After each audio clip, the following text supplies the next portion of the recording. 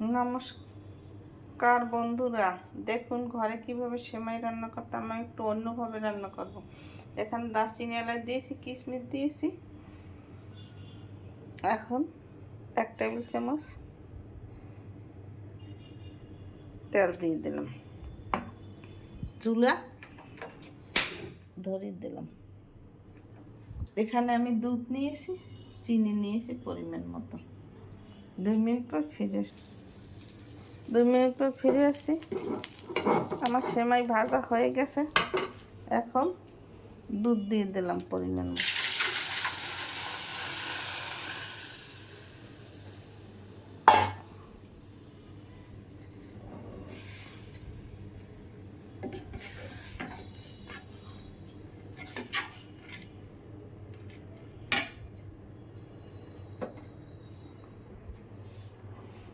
দুধের মধ্যে চিনি দিয়ে দিলাম।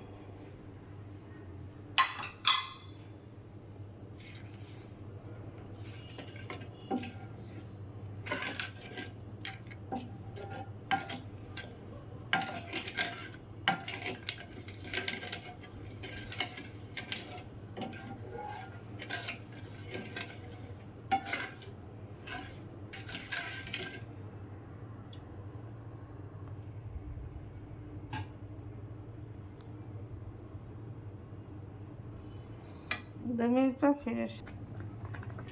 পর ফিরে আসি। আমার সময় রান্না হয়ে গেছে। এইভাবে আপনারা ঘরে তৈরি করে খেয়ে দেখবেন, খেতে অনেক সুস্বাদু লাগবে। এখন আমি এটাকে একটা বাটিতে নামিয়ে নেব।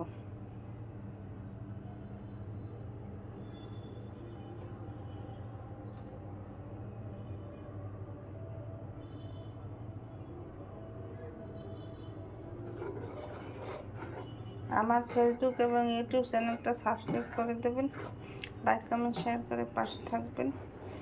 ধন্যবাদ।